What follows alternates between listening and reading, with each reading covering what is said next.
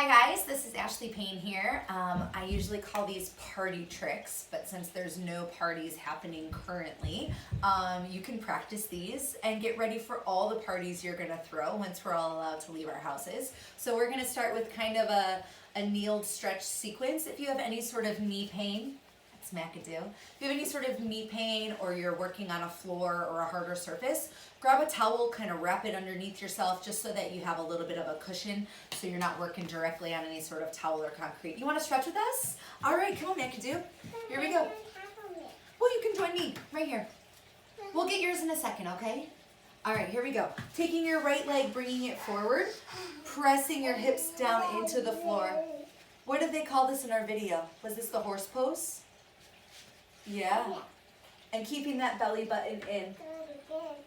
Then when you're ready, you're going to pull your hips back, reach your nose towards your knee, and think about lengthening that body forward. You can be here with a pointed foot. You can flex your foot. This is your runner stretch. And then you're going to take it back forward. This time we're going to melt a little bit further down into the leg. So option is to just keep pressing that hip into the floor while pulling your belly button into your spine. Or you can take it and turn out that front leg and then take your elbows and reach them deeper into the floor. You can be right underneath you. You can extend the arms out in front of you. You're going to start to feel this deeper inside of that hamstring attachment point and the inner thighs.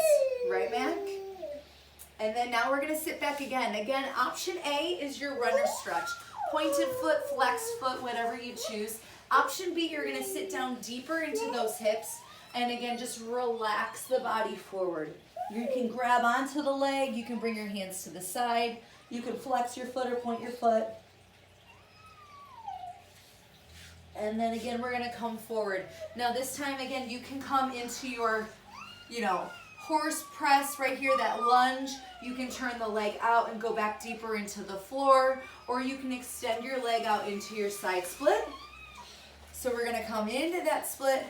And if you're here, wherever you are, just take that body and round it forward a little bit. And then bring it back up.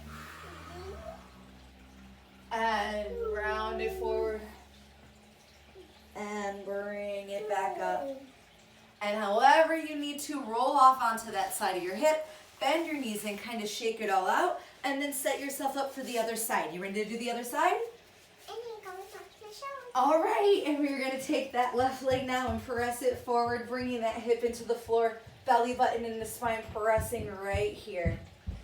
Again, you can see my chest is more lifted away from my thighs. You can reach the arms up. You can bring the hands behind the back. Again, always thinking about activating through your core. Even when you start to arch your spine, don't throw it all away. You got to keep it there to help protect your back.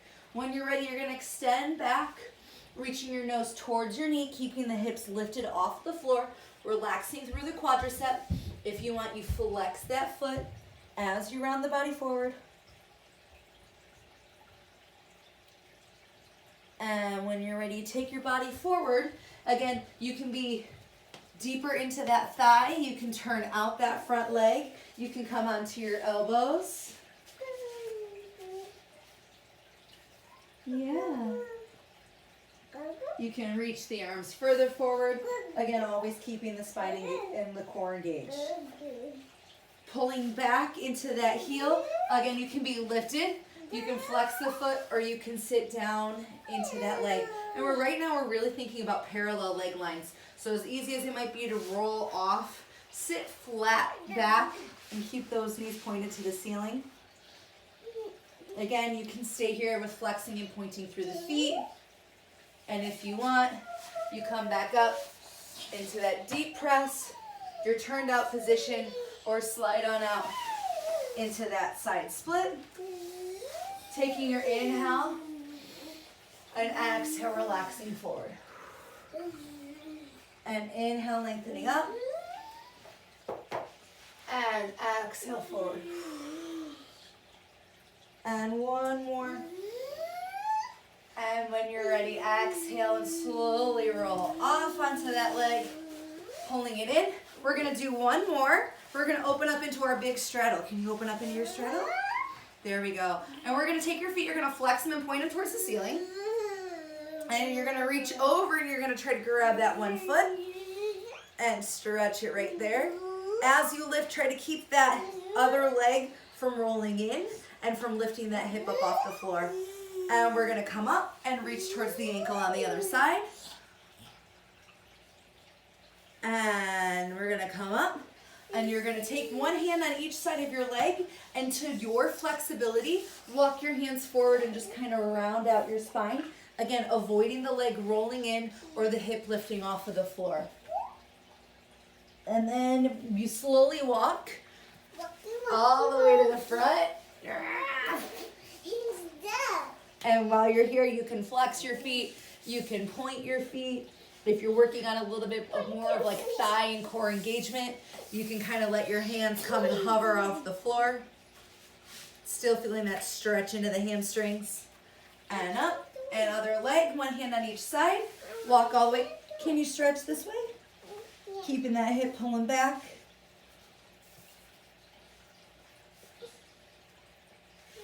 And pulling it to center. I'm just gonna hug you. And again, you can flex your feet, you can pull your hands back in. Also, Mac had a great idea. If that's too much for you, you pull one leg in and just work one leg at a time and think about pressing that thigh down so you really get more into the hamstrings and less into the hips if there's any instability or discomfort for you there. So I hope that these